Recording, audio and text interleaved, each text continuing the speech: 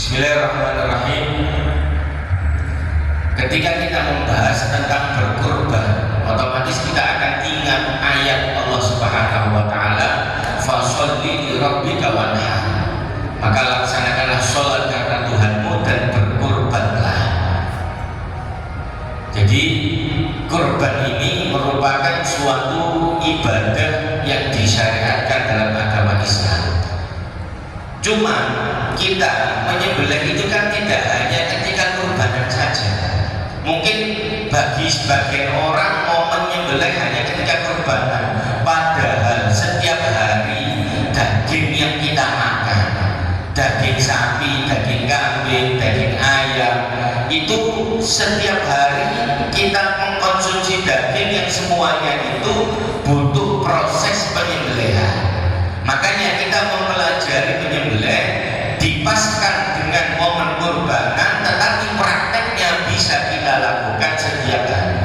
Makanya teman-teman Juleha ini kita belajar menyembelih tidak hanya mendekati event-event kurbanan, tapi setiap hari, setiap minggu, setiap bulan kami juga ada praktek menyembelih hewan kurban di RPH, Rumah Pemotongan Hewan, sehingga kita bisa memastikan bahwasanya daging yang dikonsumsi setiap hari yang dijual di pasar itu semuanya sudah disembelih secara halal sesuai dengan syariat Islam. Meskipun nanti prakteknya beda antara hewan yang disembelih setiap hari dengan hewan yang disembelih ketika kurbanan, otomatis beda. Karena ketika kurbanan, hewan yang disembelih itu haruslah hewan yang sempurna, hewan yang bagus, yang paling baik, yang mampu kita beli. Sedangkan untuk konsumsi ya yang penting halal, yang penting sehat, itu sudah cukup untuk kita konsumsi setiap hari.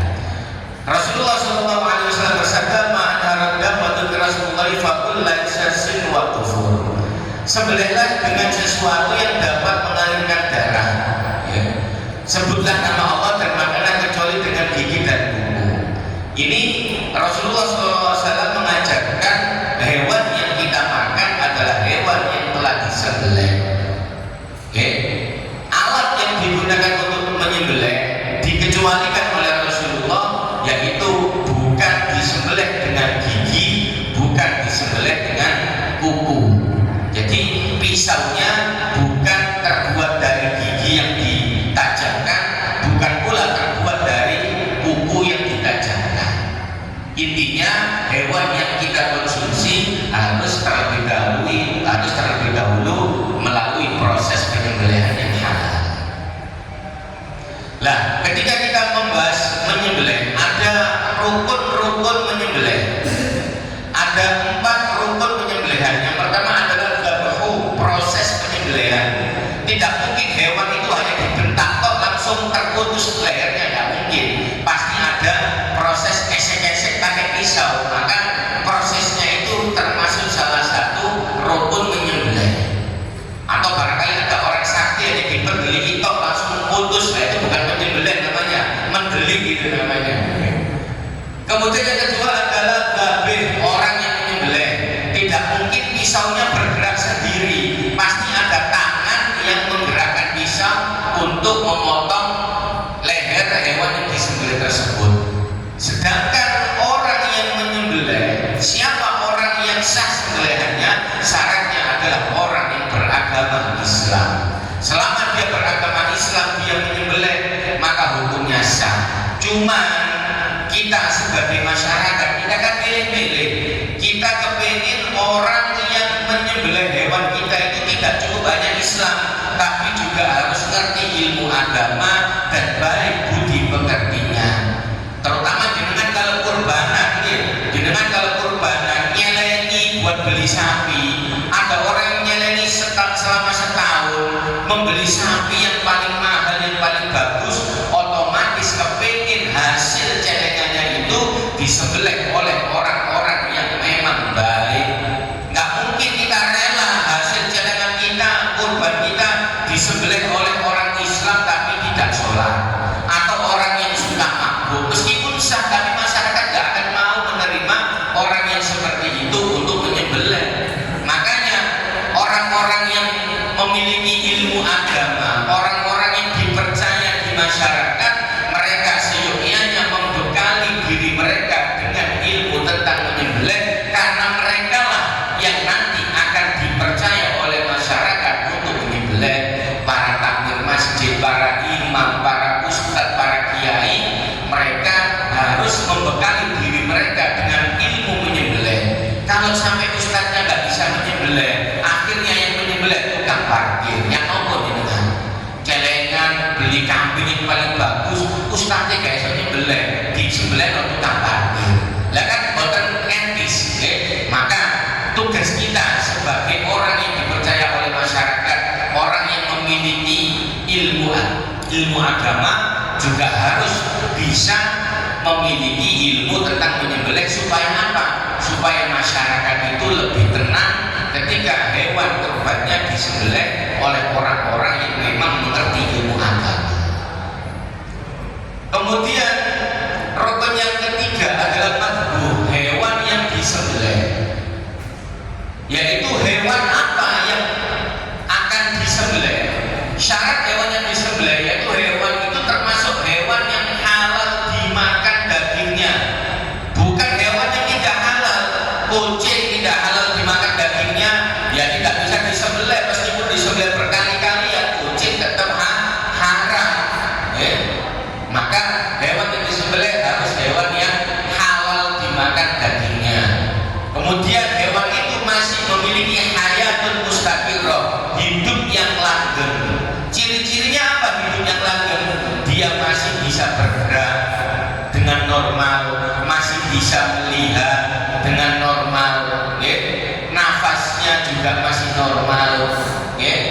Maka ketika ada hewan yang sudah sekarat, misalkan ketubruk truk, kemudian kejat-kejat kok dengan sebelah, maka dia bukan dalam keadaan hayatun mustaqirah, maka itu kalau dibiarkan akan mati. Maka kalau seperti itu, menurut mayoritas ulama mengatakan tidak sah disembelih, sebab dalam keadaan hayatun mustaqirah, bukan lagi dalam hayatun mustaqirah, bukan lagi dalam kehidupan yang langgeng. Cuma kadang orang-orang itu merasa eman Ustaz, sambil larang-larang atau broker mosok gak oleh disembelih. Barangkali dengan kepingin cari pendapat-pendapat ulama yang memperbolehkan, monggo, tapi biasanya adanya di luar mazhab Syafi'i. Monggo cari Basul Masail pendapat yang memperbolehkan, monggo. Tapi secara umum dalam mazhab Imam Syafi'i, syarat hewan yang akan disembelih, hewan itu harus memiliki hayatun mustaqirah, masih dalam keadaan hidup. Kecuali kalau hewan itu dalam keadaan sakit. Contohnya kemarin ketika ada wabah virus PMK, penyakit yang menyerang hewan, mereka lemes, nggak mau makan, nggak mau minum. Mungkin jenengan pernah mendengar sakit PMK, penyakit mulut dan kuku. Mulut itu artinya hewan itu mulutnya full dengan sariawan. Bayangkan jenengan mulutnya full sariawan, kalau makan apa boten, makan titik sakit, akhirnya hewan itu nggak mau makan, badannya lemes, daya tahan tubuh menurun. Makanya kalau sakit seperti itu, lemes, disembelih boten nopo-nopo, bukan karena faktor eksternal, bukan karena ketubruk, bukan karena digigit hewan buas, masih bisa disembelih meskipun sudah dalam keadaan lemes. Itu kan yang sakit hanya mulutnya, kukunya juga sama, cantengan. Kalau bayangkan dengan punya kuku 10 ini cantengan semua, disuruh jalan makan prasmanan, turun apa boten, gak arane tolu mlaku mawon loro dikon prasmanan, kepengine didulang. Mlaku gak enak, didulang mulutnya juga sakit. Maka hewan-hewan seperti itu tidak ada selera makan, menyebabkan mereka sakit, itu yang disebut PMK. Dan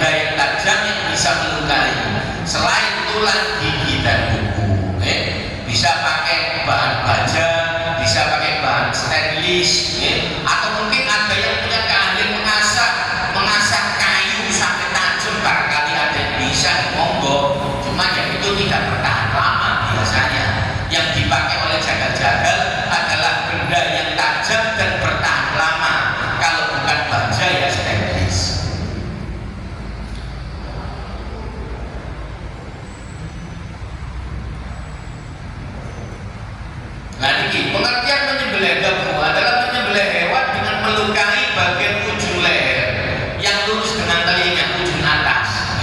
Ini cara menyembelih umumnya binatang seperti sapi, kerbau, kambing, ayam dan sejenisnya.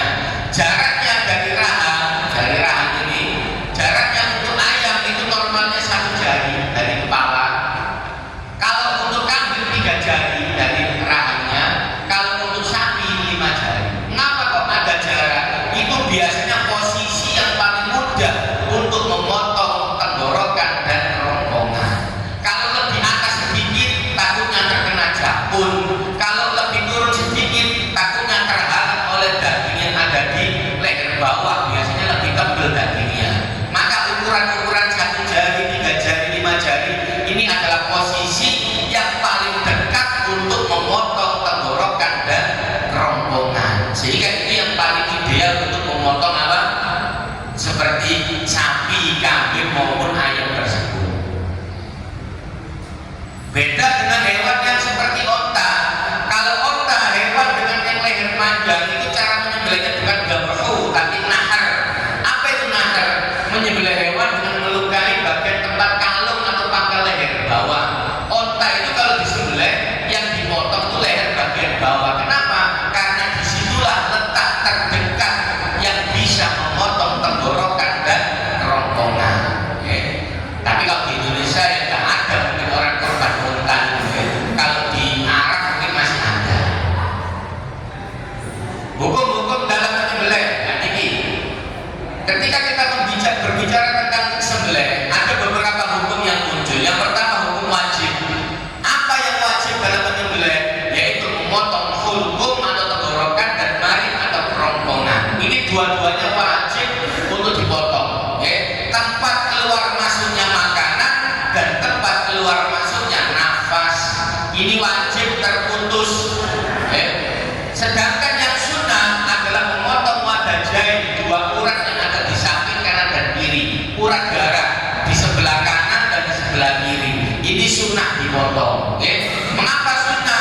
Tidak wajib, tapi dianjurkan dipotong untuk menambah kualitas daging, supaya daging yang disembelih itu kualitasnya bagus. Maka 2 urat ini harus ikut disembelih supaya mengeluarkan semua darah-darah yang ada di hewan tersebut. Semakin hewan sembelihan itu bersih dari darah, dagingnya semakin bagus, semakin awet. Makanya biasanya kalau hewan setelah disembelih itu kan digantung supaya apa? Darahnya netes keluar semua. Kalau darahnya keluar semua, dagingnya semakin awet karena bersih dari bakteri. Tapi kalau setelah disembelih dikelelekan di bawah dan darahnya masih ada di dalam daging, maka cepat membusuk, tidak awet. Makanya kalau menyimpan daging sembelihan itu lebih bagus digantung supaya darahnya keluar. Dan untuk mempermudah ketika sembelihan supaya darahnya keluar, maka dipotong pula urat kiri dan kanannya. Itu akan menambah derasnya keluar darah, sehingga hewan itu akan apa? Akan bagus kualitas dagingnya. Ada pula hukum makruh. Hukum makruh itu apa? Memotong leher hingga putus, langsung del, hilang semuanya, putus. Sah tapi makruh. Atau menyakiti hewan yang disembelih sebelum sempurna kematiannya. Hewannya masih kejet-kejet, lehernya langsung dipotong. Itu makruh, tetap sah tapi cuman ya lebih baik ditinggalkan. Kenapa? Karena kita berhubungan dengan ibadah. Jangan sampai ibadah kita dikotori oleh perbuatan yang makruh. Atau biasanya para tukang boleng itu karena banyak job-joban ketika Idul Adha, mereka terburu-buru. Hewan masih kejet-kejet langsung dikuliti, itu juga hukumnya makruh.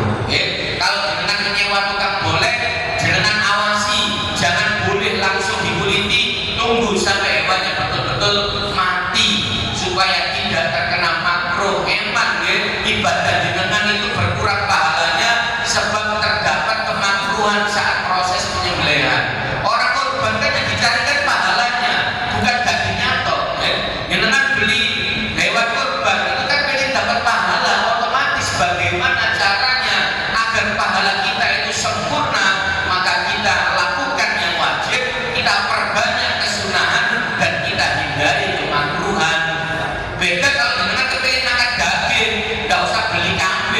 beli sate saja, nggak peduli nyembelih koyo apa, yang penting halal, mateng, enak dimakan. Itu kalau pengen sate. Tapi kalau pengen pahala, beli apa? Beli daging, beli hewan kurban, maka prosesnya harus kita kawal dengan sebaik-baiknya. Orang yang menyembelih betul-betul orang yang kita percaya, tidak hanya keilmuannya saja, tapi kesolehannya juga.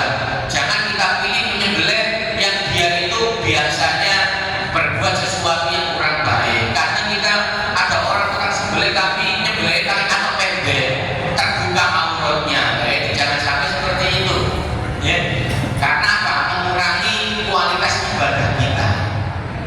Dan yang haram adalah apa? Hewan yang haram dalam penyembelihan adalah hewan yang disembelih untuk selain Allah. Misalkan saya menyembelih untuk penunggu gunung, saya menyembelih untuk Nyi Roro Kidul, misalkan saya menyembelih untuk siapalah, disembelih untuk berhala, bukan karena Allah, maka itu adalah sembelihan yang haram, ya.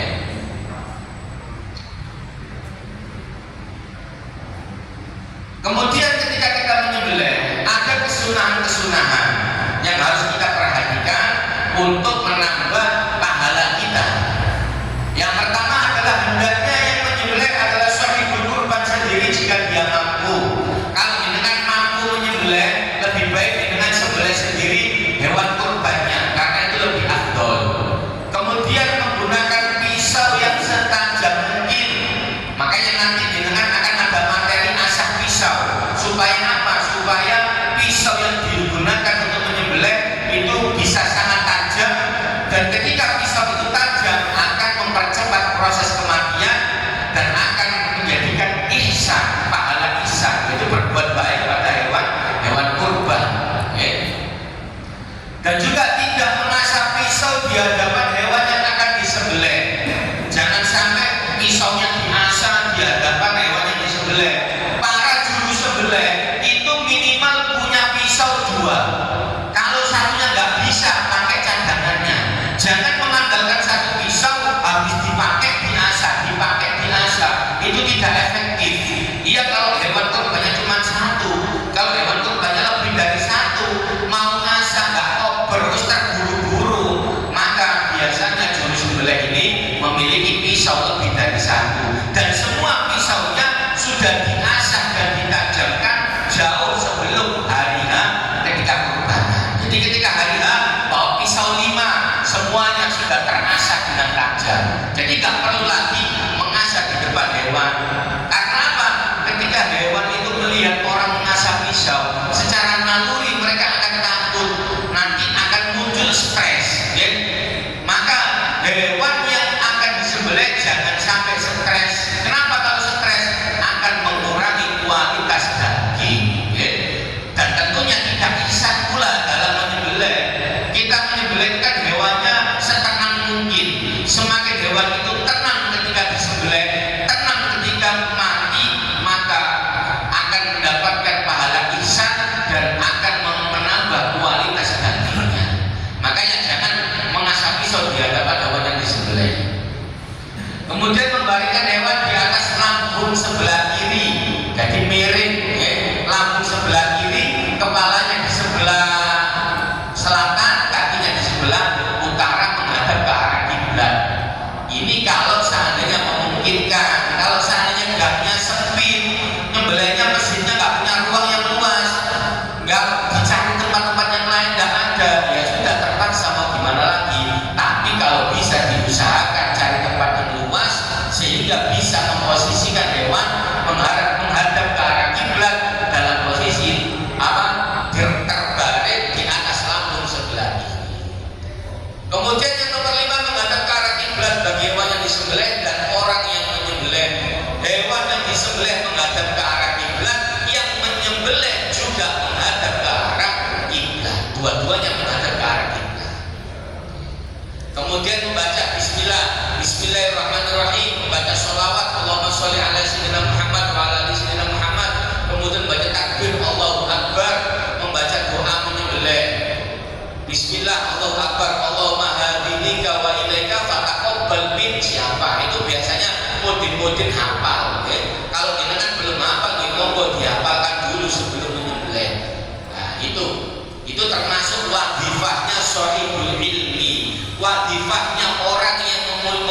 ilmu untuk menghafalkan doa-doa yang berkaitan dengan proses ibadah.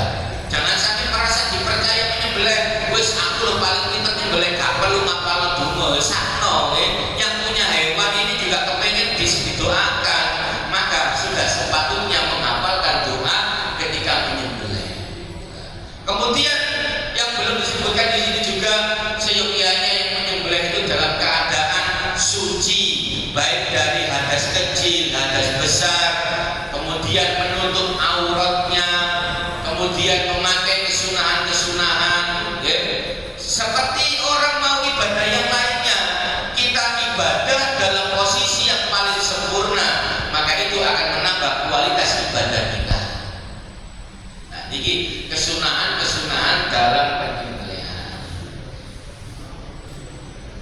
Artinya kalau sunnah seandainya lupa tetap sah sebenarnya, tidak wajib. Hukum berkorban, ya. Korban itu hukumnya bagaimana? Para ulama mempunyai beberapa pendapat tentang hukum korban. Ada yang mewajibkan dan ada yang mengatakan sunnah muakkadah. Menurut mazhab Imam Abu Hanifah, Imam Al-Auza'i dan Imam Malik berpendapat bahwa hukumnya wajib bagi orang yang mampu. Berdasarkan hadis Rasulullah SAW, beliau bersabda, barang siapa yang memiliki keleluasan harta dan tidak menyembelih hewan kurban, maka jangan mendekati tempat sholat kami. Ini diambil oleh mazhab Imam Abu Hanifah dan lainnya, bahwasanya hukumnya kurban itu wajib bagi yang mampu. Sedangkan Al-Imam Asy-Syafi'i dan Imam Ahmad berpendapat bahwasanya hukum kurban adalah sunnah muakkadah. Maka kalau ada orang bertanya, ya, biasanya muncul pertanyaan, Pak Ustadz, saya punya kambing satu, saya pengen kurban tapi saya belum akikoh, saya kurban dulu apa akikoh dulu?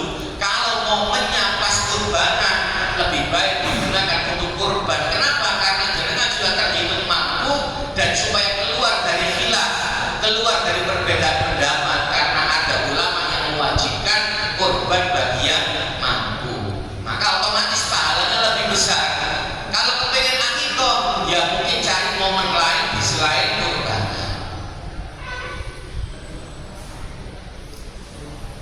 Hewan yang afdal dipilih sebagai kurban. Nah, ini ketika jenengan mau membeli hewan kurban, hewan seperti apa yang akan dipilih? Hewan kurban jantan, meskipun warnanya jelek, ya, itu lebih afdal dibandingkan betina yang berwarna bagus. Seandainya ada jantan warnanya blorok misalkan, ada betina warnanya putih, maka lebih afdal yang jantan meskipun warnanya bagus. Loh, namanya boleh korban dengan betina, boleh, ya, boleh korban dengan betina. Nanti akan ada kapan betina itu lebih afdal. Kecuali jika jantan itu banyak ikannya, artinya hewan itu kesit, sehingga menjadikan dagingnya itu sedikit, lebih banyak ototnya. Hewan yang kesit itu kan badannya kan rapi, sedangkan kalau hewan itu tidak banyak gerak, dagingnya akan semakin banyak. Kalau yang jantan itu kesit, sedangkan yang betina itu tidak kesit, dagingnya lebih banyak, maka betina itu lebih afdol. Okay? Tapi selama betinanya itu bukan betina yang produktif, artinya betina itu tidak lagi melahirkan. Kalau betinanya itu masih bisa melahirkan, ya emang lebih baik disimpan dulu untuk dikembangbiakkan. Baru kalau sudah tidak bisa melahirkan, tidak bisa diambil susunya, atau istilahnya kalau ayam itu ayam apa? Sudah ayam akhir, ya. Sapinya sapi akhir sudah nggak bisa dipakai untuk beranak pinak, tidak bisa diambil susunya, maka tak apa-apa betina dijadikan hewan kurban selama dagingnya banyak. Okay? Kemudian yang nomor dua, jika betina itu masih bisa melahirkan produktif, maka yang jantan lebih afdol secara mutlak. Ya. Meskipun badannya tidak besar, tapi dia lebih afdol seandainya betinanya itu masih bisa melahirkan emang. Kemudian jantan yang gemuk dan putih itu yang paling afdol secara mutlak. Kalau dengan punya uang yang lebih, pilihlah hewan yang besar, gemuk, dan warnanya putih. Itu yang paling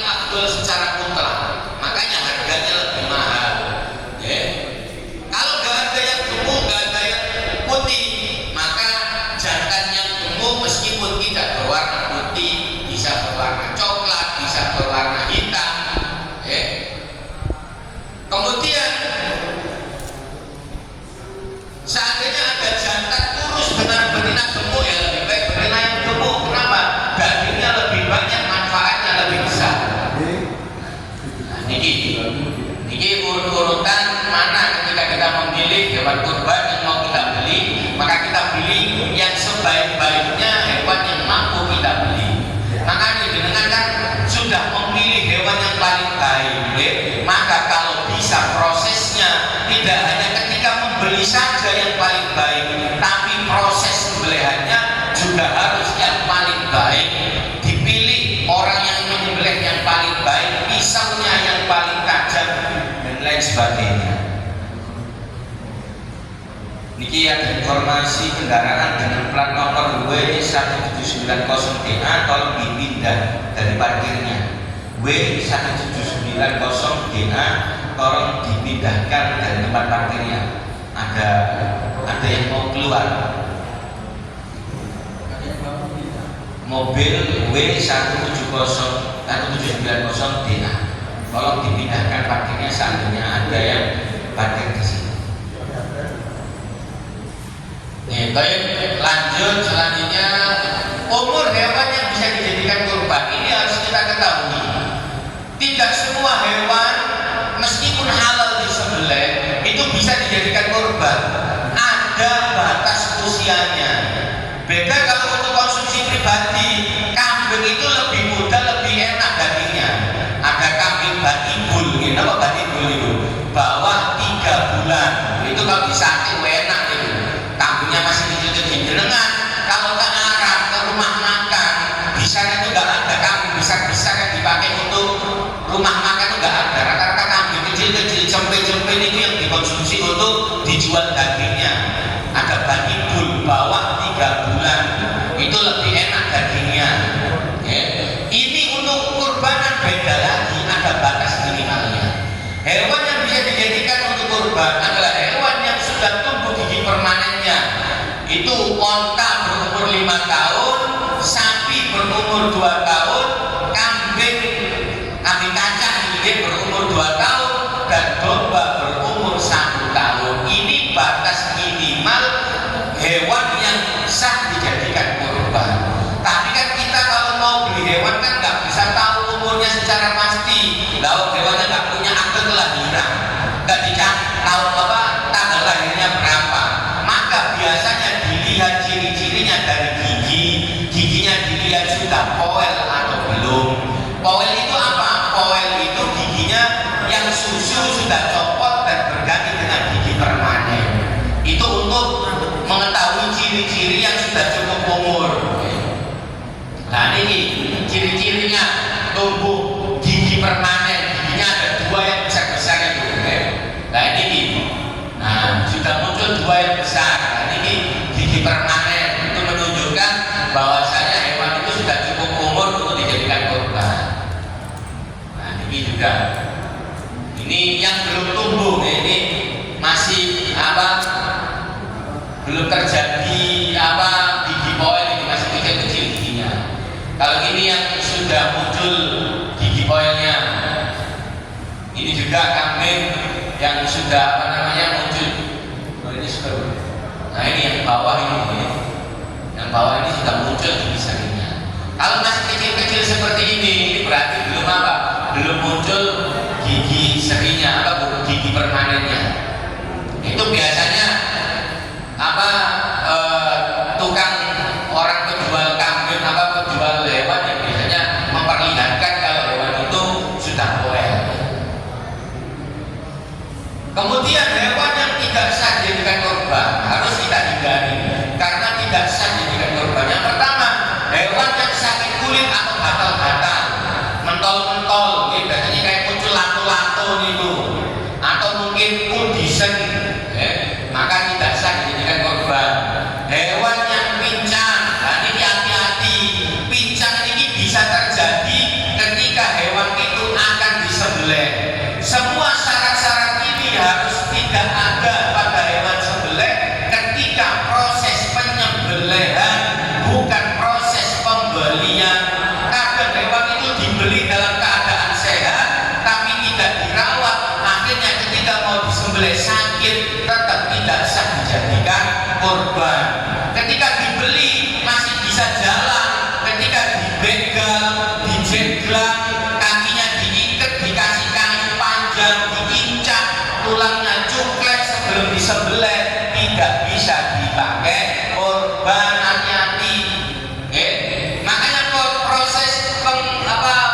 belakang sapi itu hati-hati, jangan sampai sapi itu dibanting sampai kakinya patah.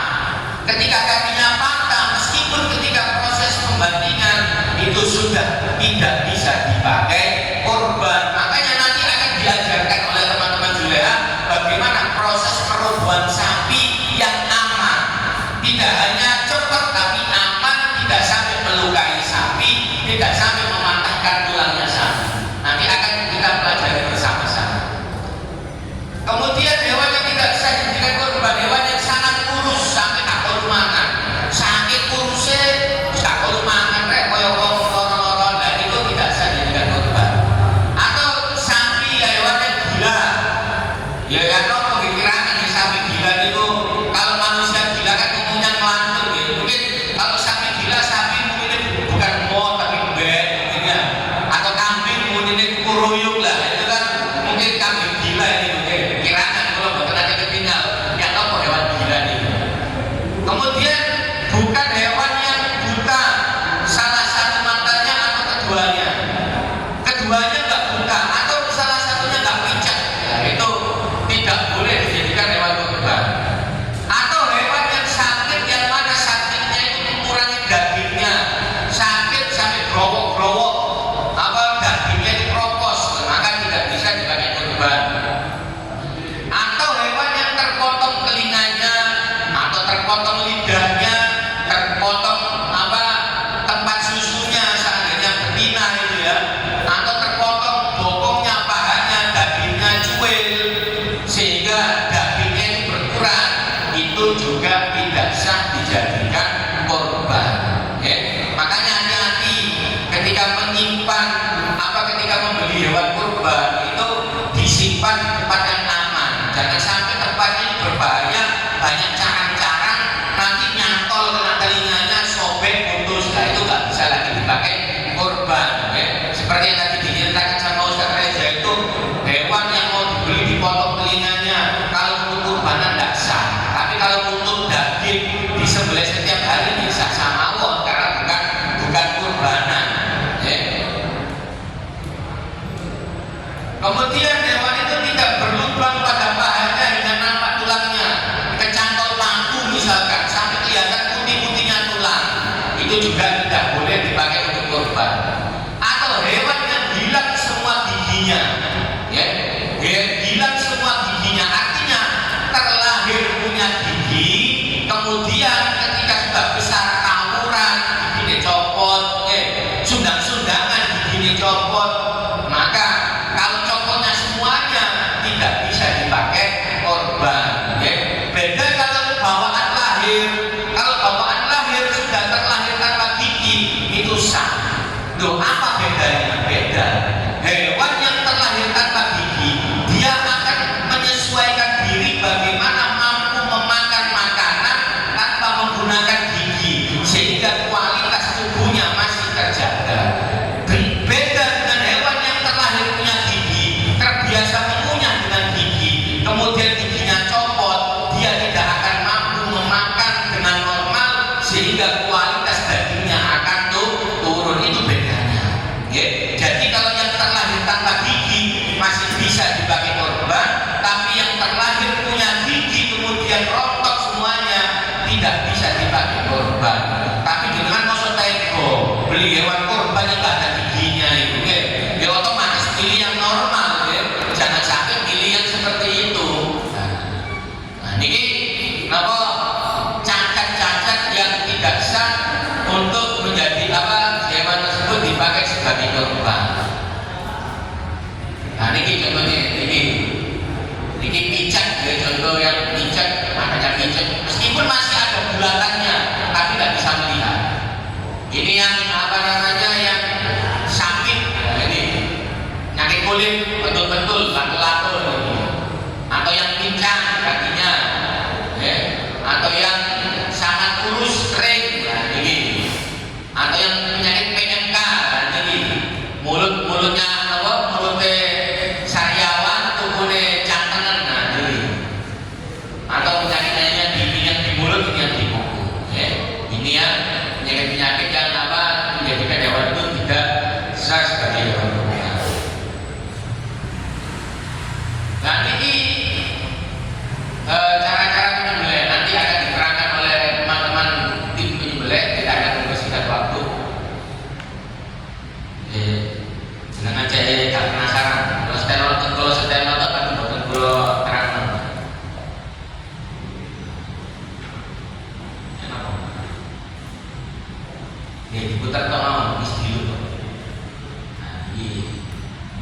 gaya sobek. Nanti akan lebih jelasnya diterangkan oleh teman-teman bagian nilai sobek. Nah, yang penting putus apa hulkum mari dan berjaya. Yang kedua ini gaya sobek juga.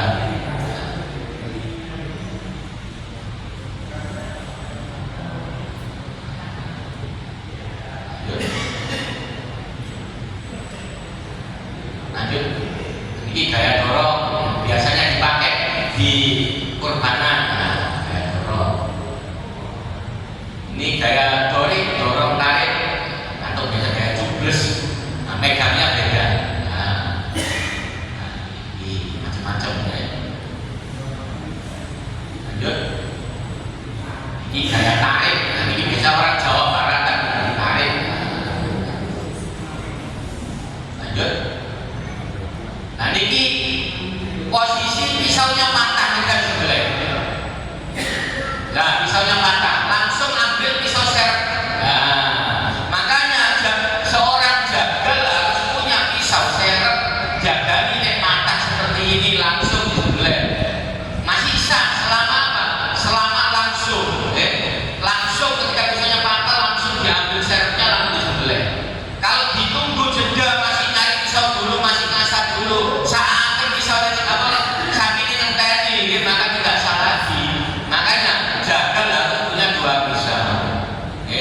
Entah itu nanti karena ketika di sebelah pisaunya patah, atau ternyata pisaunya terlepas, atau ternyata pisaunya tumpul, maka bisa segera diganti dengan pisau yang lebih tajam. Selama tidak ada waktu apa jeda yang lama, masih bisa.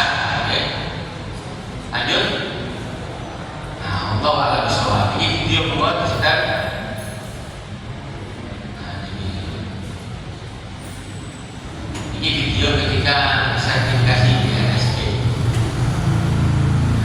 Gaya dorik, dorong tarik.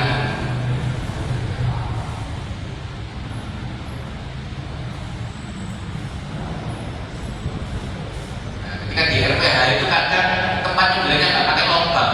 Jadi seorang jagal harus menguasai kondisi dan bagaimanapun keadaan sapi tanpa lubang.